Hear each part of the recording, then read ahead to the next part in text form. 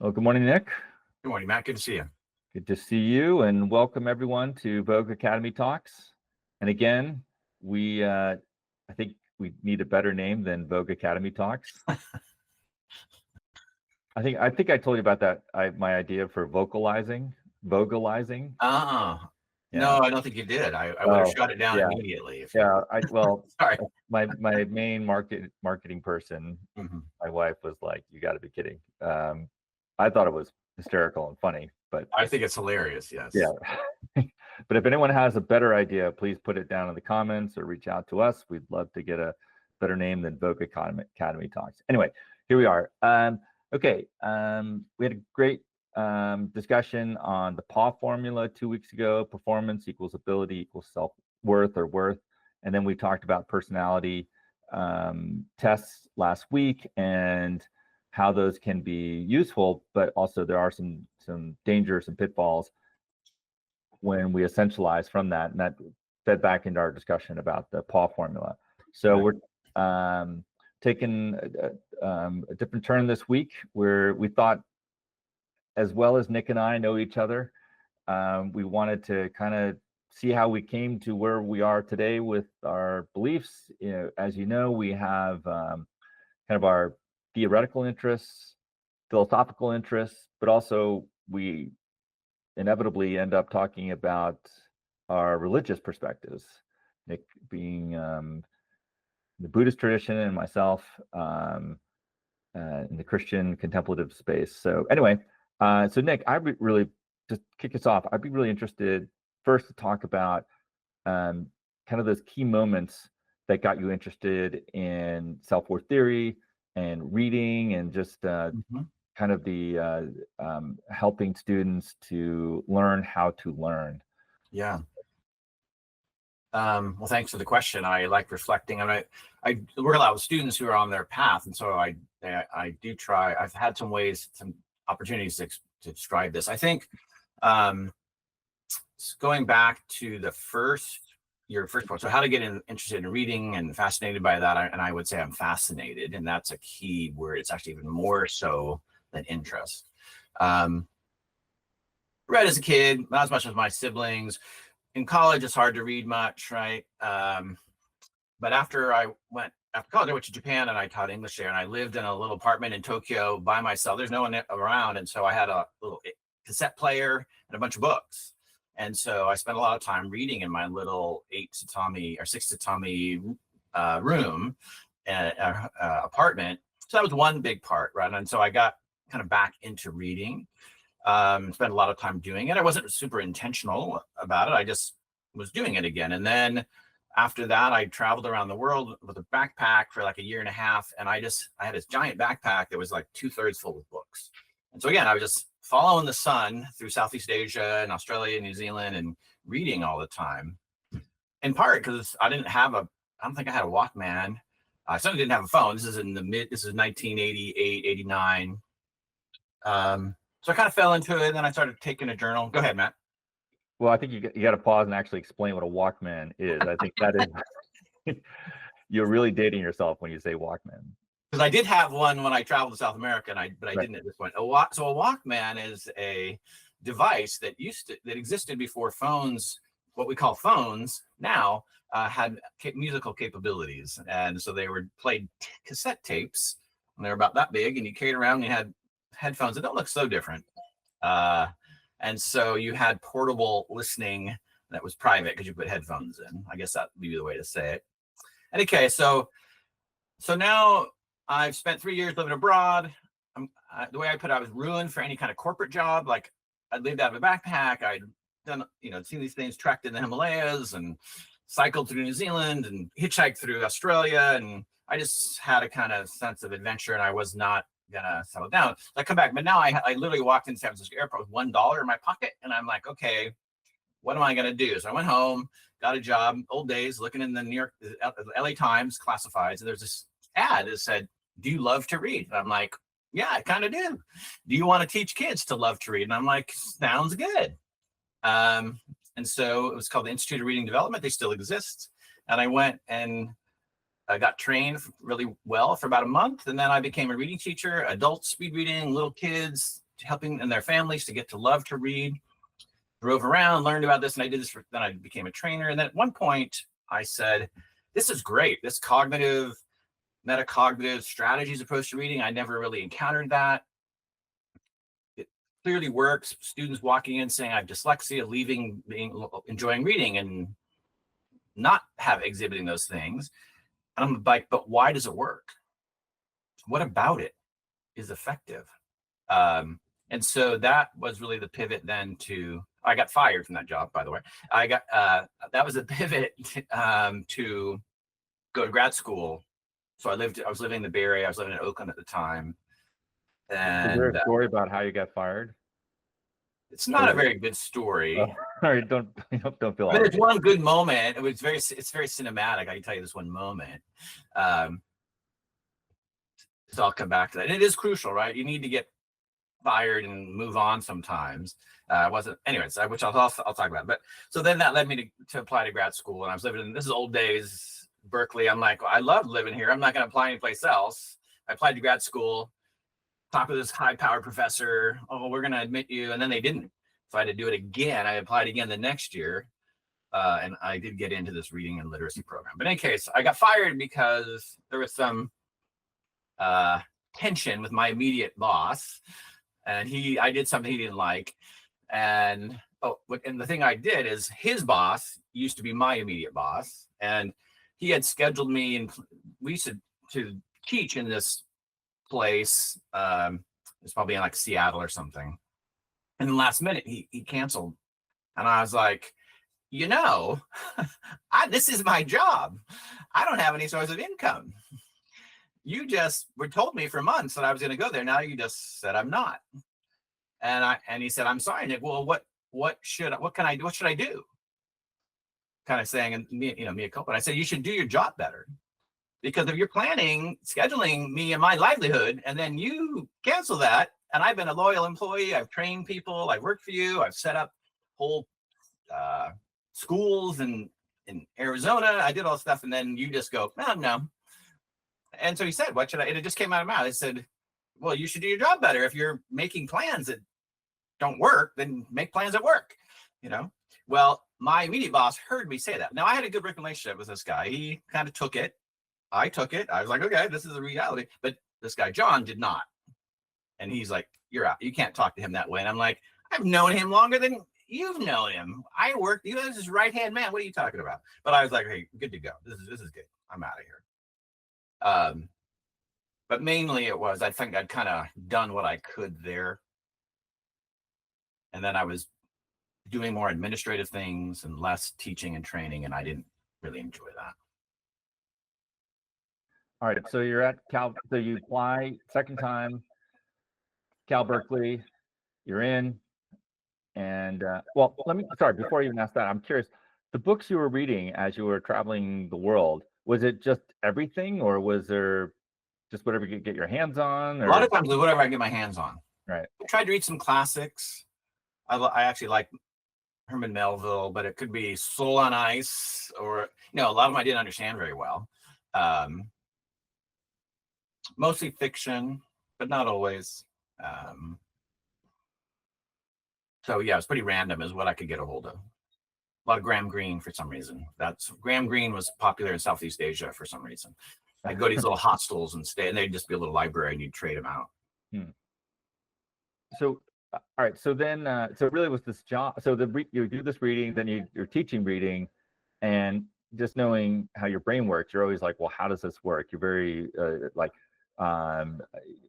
it's one thing just to say, well, here's the curriculum, go. It's another thing, well, what's going on in people's brains to make this actually effective? Yeah. So that what inspired you to go to Berkeley? Yeah. And then how was that fed? Was it fed well? Were you directed in different ways? It was transformative. So what I was trained in was a very cognitive approach. Okay, so explaining the cognitive process is super valuable. It's still a big part of what I do. I was trained I studied experimental psychology at UC Santa Barbara. I got a degree bachelor's degree. I did have a degree in sociology too, but really thought of myself as a psychologist. So very much a cognitive lens. I didn't realize that I was applying to a program at Berkeley that did not adopt a cognitive lens, and in some ways was antithetical to that, but I didn't realize it. So now I'm studying reading and literacy.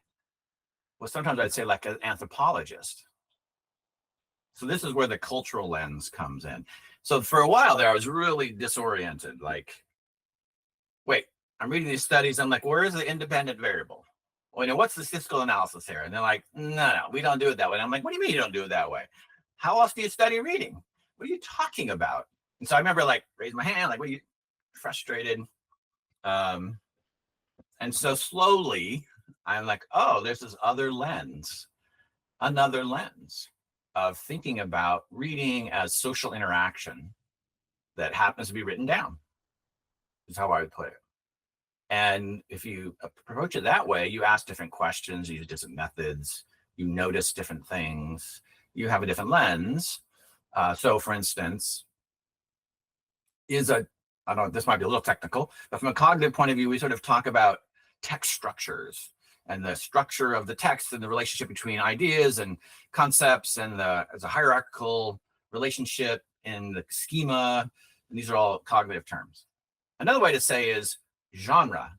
What's a genre? A genre is an agreement between readers and writers about how you're going to organize stuff that leads to expectations on the part of the reader and allows you to make guesses and organize information or whatever according to conventional patterns.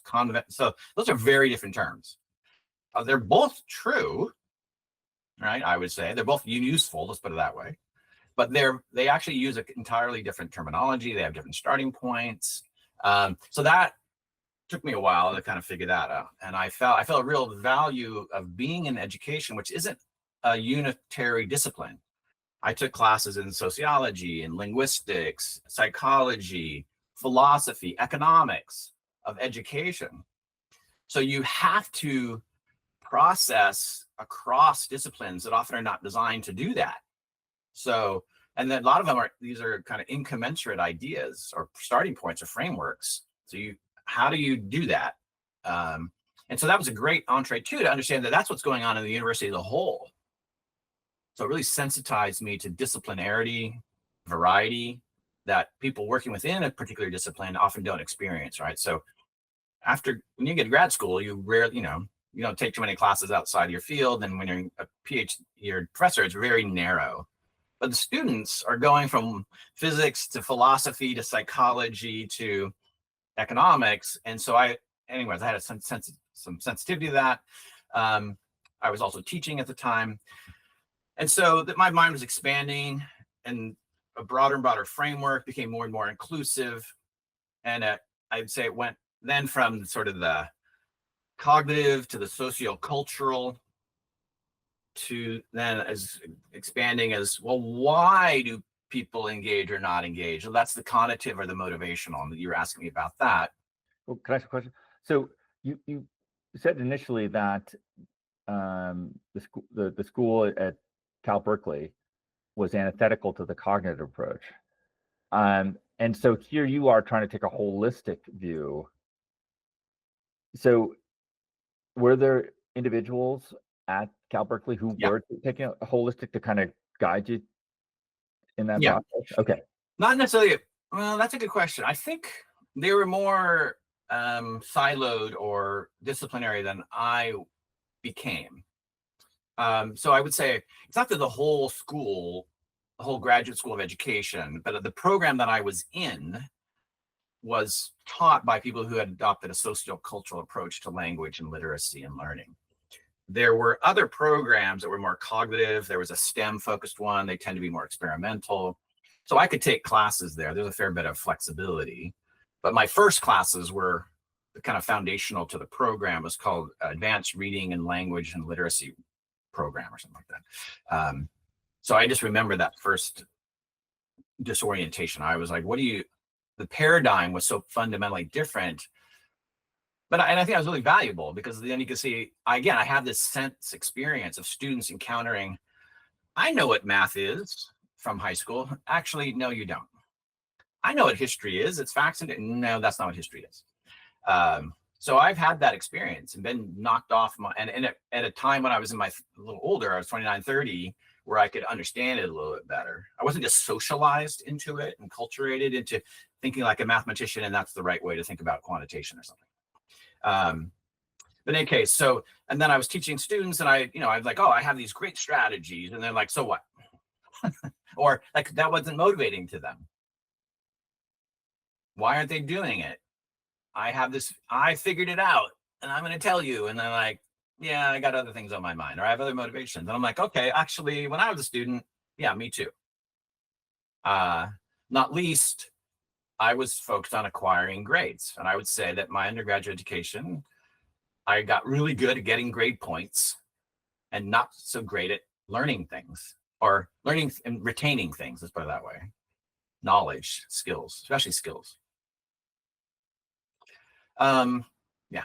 So was it like, yeah, so you have so it's interesting, it's all these pieces. I can see the 6 dimensions of procrastination starting to build here, the cognitive and this context or the social cultural. Right. And then you started to you were sensitized to the motivational level. Was that with teaching students, and also you work with Marty Covington? Yeah, that kind of led me to that. There actually is one little step in between there, I would say, that was really influential too. So I was teaching students and I was teaching what we call learning from text classes. So I would teach a class where all my students were concurrently enrolled in like introduction to anthropology or sociology or ethnic studies or psychology. And then I was teaching them how to read and learn and study in that class. We use that as an example, but to build the skills and strategies. And so I still remember this moment. One of the classes, the students read 4 books in parallel across like 6 weeks. And I didn't remember ever being assigned that as an undergrad. Maybe I was, and I just didn't do it. I don't know. But some student comes up and says, how do you read 4 books in parallel? There are these scholarly books. How do you do that? And I'm like, wow, I don't really know. Let me look to the literature and I'll get back to you. Well, I went to the literature. I couldn't find any answers. That was helpful because I'm like, wait, there's real problems in everyday teaching and learning in college that no one seems to have studied, that are real. These are common in my context. How come no one is thinking about that? Why is there no useful theoretical framework? Why are there no practical strategies? So that's what led to the course blueprinting that you're familiar with.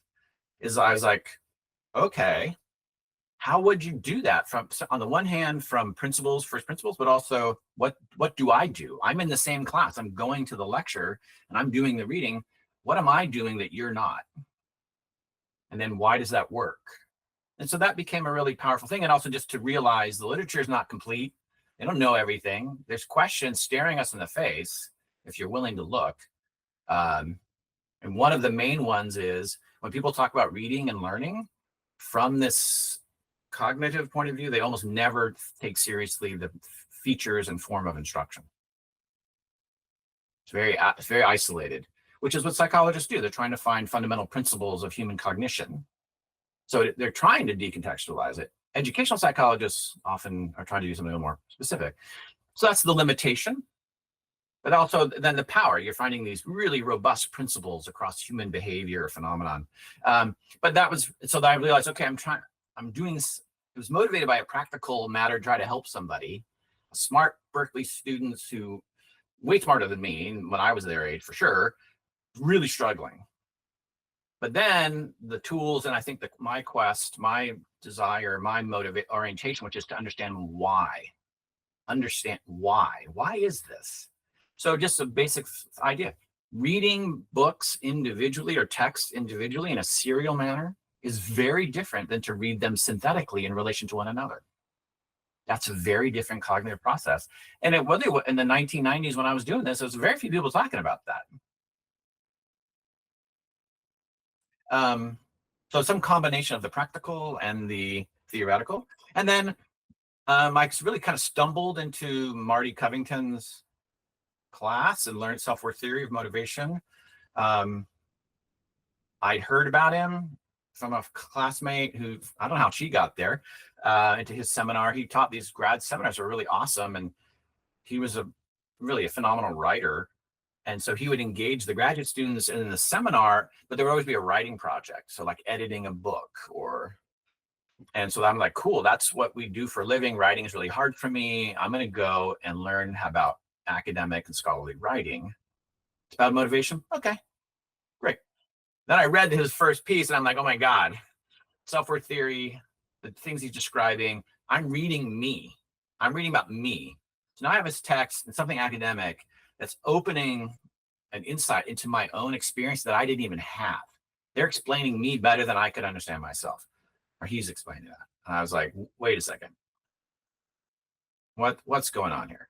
Because I'd never really studied motivation as an undergrad. I don't remember ever studying motivation in my psychology or sociology. Anyway, so that was a pivotal moment. I said, what are kind of some pivotal moments? And then he was a compelling person, a really wonderful human being, and he supported me in various ways. But I think it was really, he's such a convincing writer and and very humane and humanistic, starting from human experience, and said, okay, human beings, and he would say, if you want to motivate someone, appeal to their most noble values.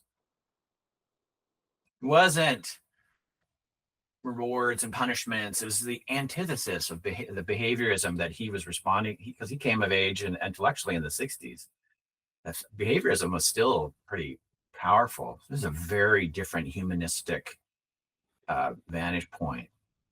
And just for listeners, just to understand what behaviorism is, I mean, B.F. Skinner and that whole approach. What is that okay? Just to take a moment, yeah, of course. So behaviorism, I think, is based. It says we want to. One way to think about it that's generous, in my view, is to take a radically empirical approach to creating knowledge about human beings and saying, hey, we don't know anything. We don't know things about internal states and how they affect behavior. That's all conjecture, inference, and not sound and solid. So we're going to not posit them. We're going to try to explain human behavior purely in terms of antecedents, behavior, and consequences, rewards, punishments, systems of that, and they can get quite complicated. And I think as a principle that could be useful, kind of like economics, you say, or physics. Imagine there's no gravity.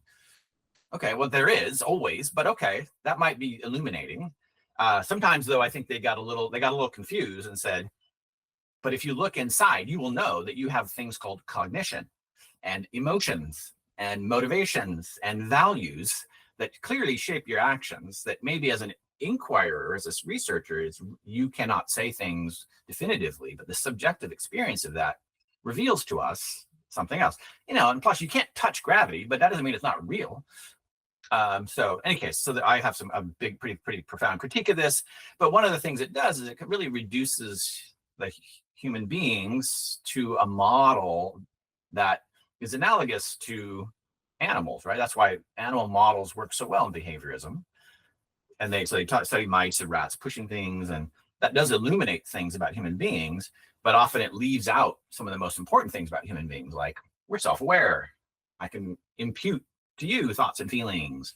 I have different motivations by virtue of being a different organism.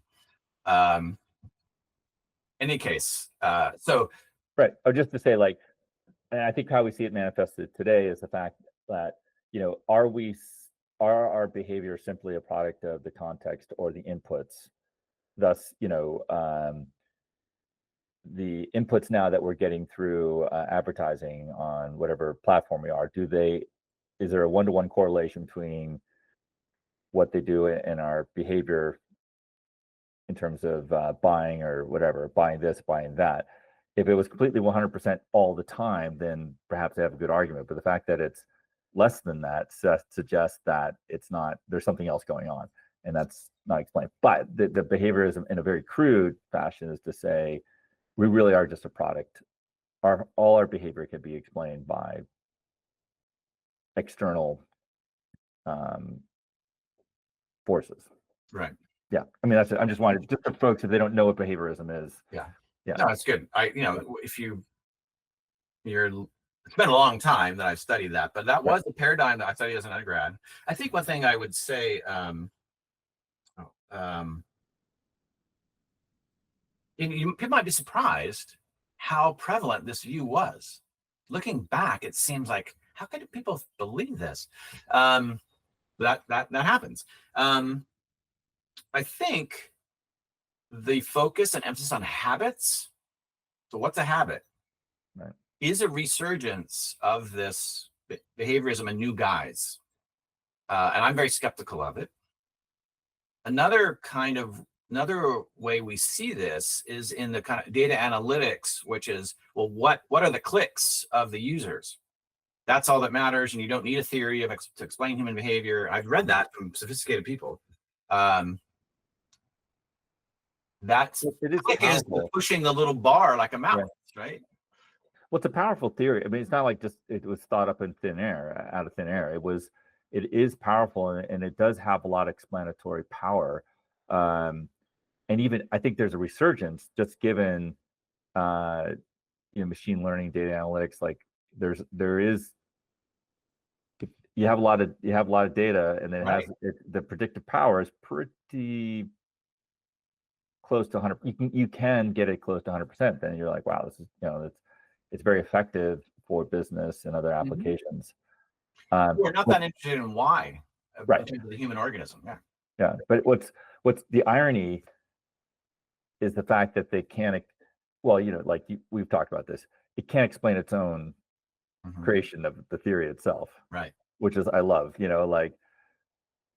So you're saying all human behavior is reducible to external stimuli of some sort.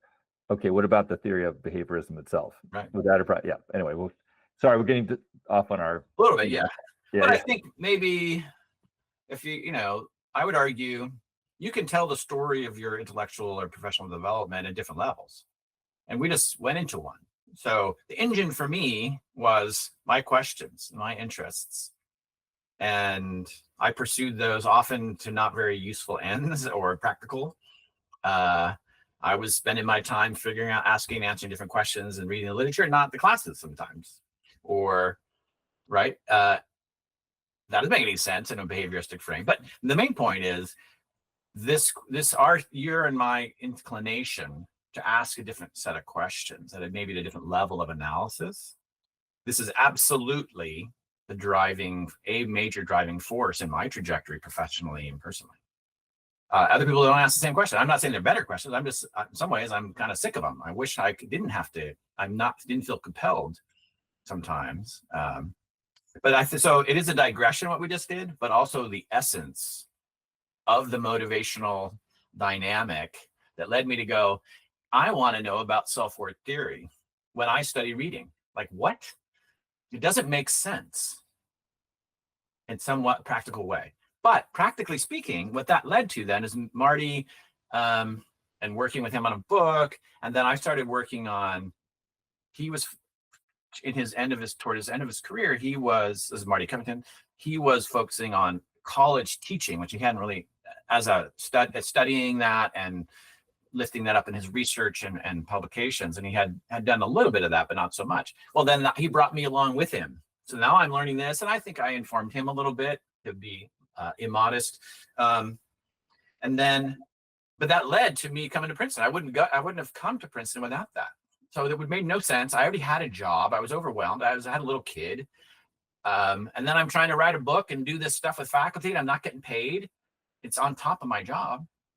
But I was really fascinated, and I learned a lot from doing it. And it was compelling to work with Marty and my other co-author, Linda Van Hunna. They're just wonderful people and great mentors. And, so if we're talking about the trajectory, I talk about strategizing, being purposeful all the time, but in some ways, none of that was strategic nor purposeful. I mean, it was purposeful that I was following this passion, fascination, and a passion, but it wasn't like, okay, if I do this, I'm going to be positioned to do that, and if I'm positioned to do this, then I acquire the skills to do this. It was much more based on enthusiasm.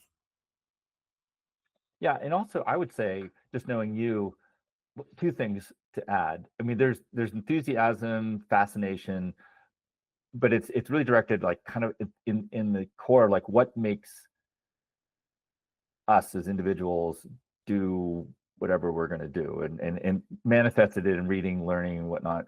But I think you want to excavate to the essence, because only then, once you get to the core, that can you really explain everything above that. Right.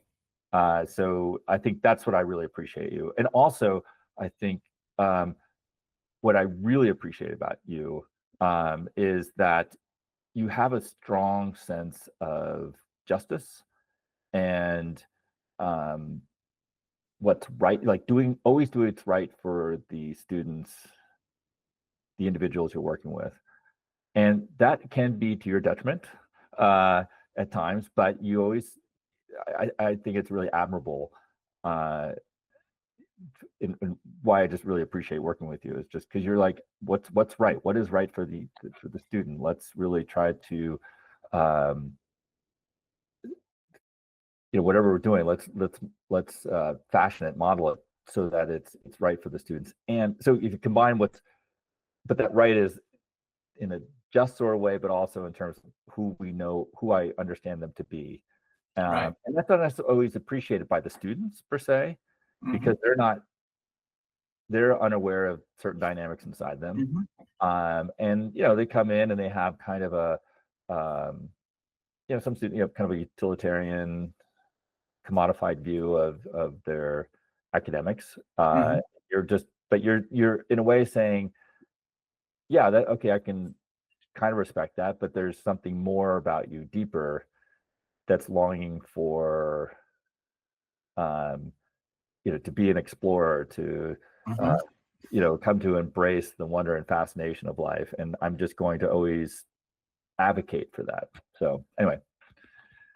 Well, there's a compliment there that I want to acknowledge. Thank you, Matt. I appreciate that, especially coming from you, who I admire so much, and your integrity. I think one lesson I would say in terms of the path, I think there was a moment that I haven't articulated yet, that this fascination, which is an intellectual experience process, not only, but a lot of it. How do people read? How do people learn? How does this place called the university work? Or a term I like, which was coined by Clark Kerr, who was the first chancellor of the University of California. He said that multiversity, there's a lot going on here. So having trying to understand that, which is the key word for me, is understanding, was a great intellectual project and fun. But then when I was working with students, one of the things that I had a mission emerged that was related to justice and access, and some of my own personal experience. Is I realized the people that are coming to the Student Learning Center, not all, we were open to everybody, but we had an explicit aim for around justice and access. And I would use the phrase, there's one thing to have access to the institution, there's another thing to have access to the knowledge of the curriculum. What are the presumed knowledge, skills, strategies, background knowledge to be able to even engage with your quote, introduction to sociology class at Berkeley that has 6 books and 50 articles and really complicated lectures, and like, what do you need to know and be able to do to even engage that? And does your school prepare you for that? And my school didn't, in many cases, and many of the students I was working with did not. And what I realized is, my fascination of how does this place work? What are the expectations? But also, what are the cognitive tools and strategies maybe that can help people learn to do that faster? Had an application to students who otherwise wouldn't be thriving at a place like Berkeley, who in many cases, those days, 40% of students didn't graduate. That's a lot. It's much different now. So now I had a mission, I had a place, I had something I could do in the world of education that also, for a number of other ways, really suited me well. And so when those two things happened, when those two motivations explicitly came together for me, then my career took off, because I felt different. I had my worries went away. I wasn't like, how am I going to be a professor? And there's no jobs in my field. Why am I going to do that? I was just, no, I have a purpose. I have a mission, and I have some unique knowledge and skills and a perspective. And then I get to work with students directly. And I think this is kind of what you're getting at. I think one thing that has always been a challenge for me, and gets to this idea of maybe the commodification of education and even the learning centers, some kind of discomfort with students come in to learn how to do time management. And I'm talking about purpose and mission and holistic well-being. And what are your intrinsic motivations, and how is your worth on the line here? And I do take seriously that that's kind of what sometimes maybe they didn't sign up for that. Like, dude, I just want to learn how to make a calendar. And you're like, what's your sense of worth? Like, okay, I get you. I'm sensitive to that, and I've always tried to like say I'm ready to go big, go deep, but you don't have to. I'm going to take my cues from you, right? Anyways, I don't know if you felt that in your work too. Like, what exactly is the level, or what's the issue here we're working on, and in what way? And I can be confident that I think we should work deep, but that doesn't mean you're ready or want to go there, and I respect that. Yeah, no, I think that's the way you just said it right there, that are you ready? That's a key thing, because and this is my Kierkegaard lens coming through, that we are always grappling with our self-worth. So even when they come in, they just want a calendar. That's somehow a manifestation of how they're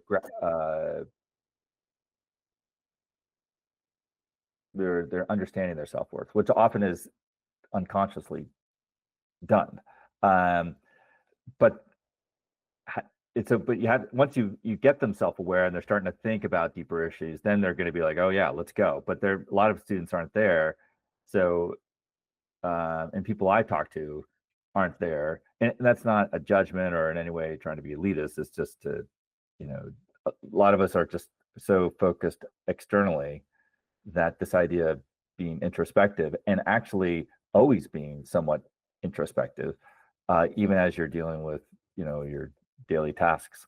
Just how do you appreciate where people are at with their attention? Because I thought that was funny, right? Like they just come like, hey, I just want a calendar. I'm just kind of trying to manage this to get my do well, and get this a certain grade in this class so I can get this internship, and then get this try to get this job or whatever. It's all part of this plan, or not even a plan, but just kind of like trying to navigate to get to these goals that we have. But yeah, nevertheless, I'm always trying to remember they are grappling with their self-worth, even if they're not aware of it.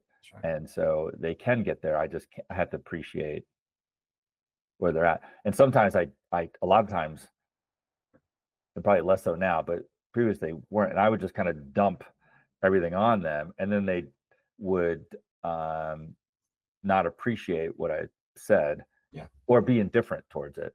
And then I'd be like, how can you be indifferent? Like, this is so important, and this is who you are. And then that, in a way, showed myself, like, how I was manifesting my self-worth, because there was a need for folks to understand. I needed people to see how right I was. And even though I think I'm right, it's one thing to want other people to acknowledge that you're right. And that was something I had to really work through, and not need that as much.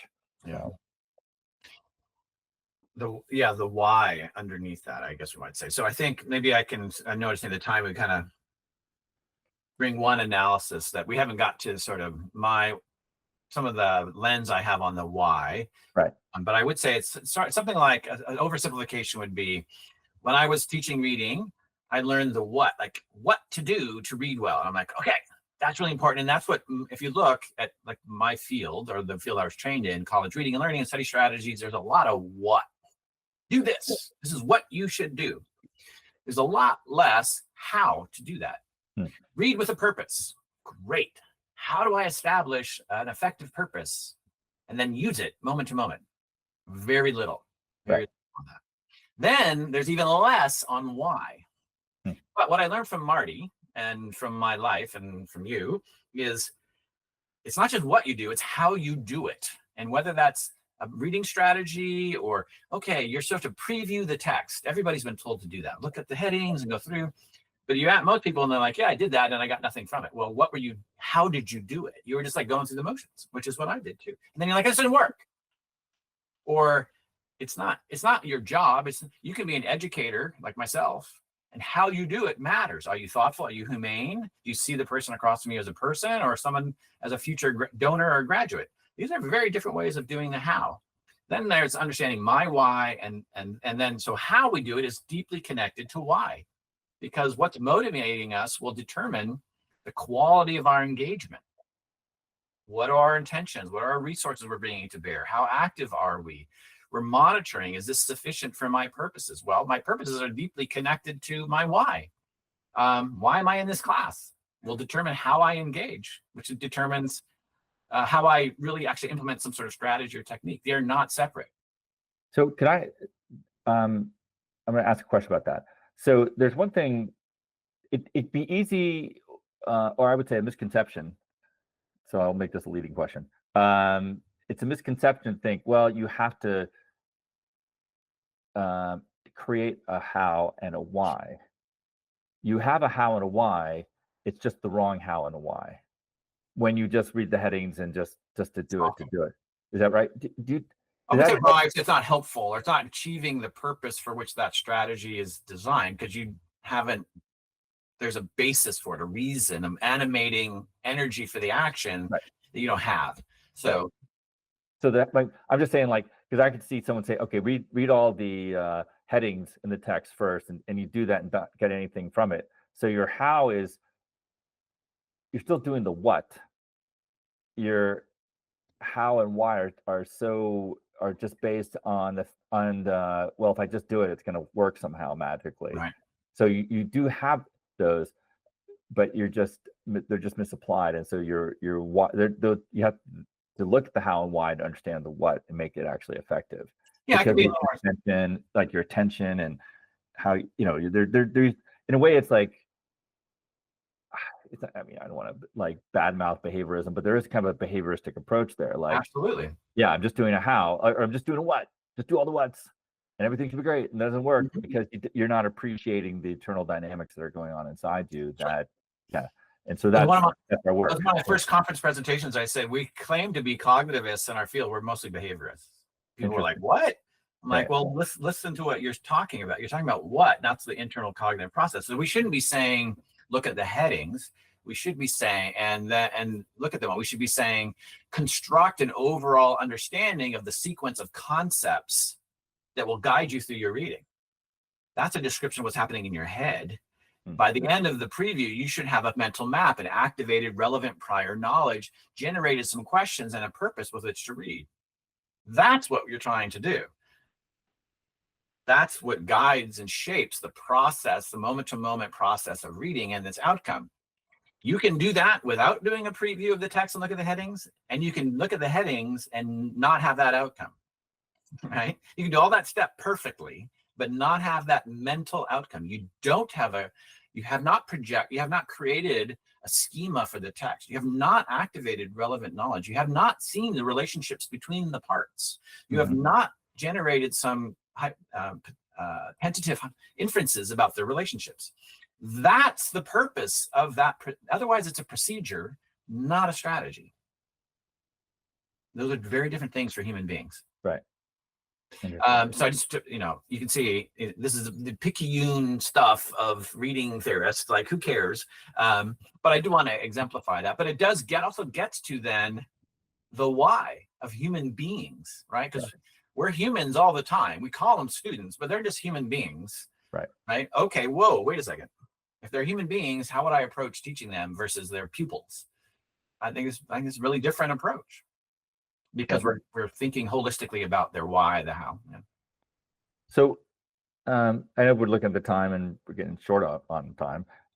So are there any other key moments? I mean, there are probably a gazillion really key moments, but here you are, you've come to Princeton, and the time since then, have there been some really important, I don't know, pivots, but choices of roads, or just growth in your thinking?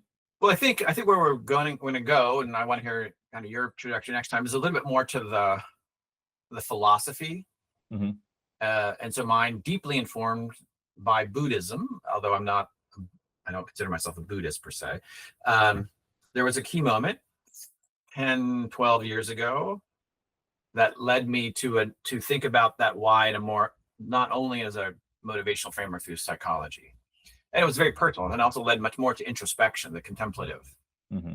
Right. So the things I've described are very external looking. Certainly the self-worth theory, I applied that to myself. But no, I was unhappy with my behavior. I was reactive.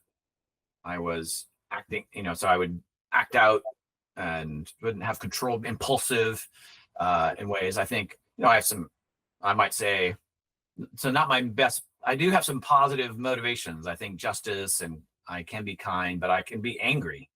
And so there's some outbursts I had. And I didn't like that. I didn't like the effects. I didn't want to do that. And I was like, I got to change this. This is affecting my relationships, and I'm not feeling good. And I'm like, whoa. And so I had some sensitivity to that. And I said, okay, how do I change this?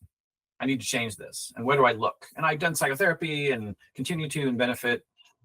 But for a variety of reasons, I was drawn to what I was calling at the time the technology of Buddhism, which was basically this Buddhist psychology, and then the practical intervention of a healer. Like, okay, and then the practical intervention that I implement, and that's the core for me in Buddhism, is that you're going to provide a lens, a philosophical and a psychological lens on human actions.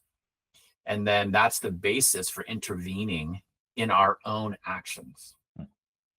And so these moment-to-moment impulsive things and outbursts, and well, those are me. I need to do that. I took that responsibility, and you kind of talked about that.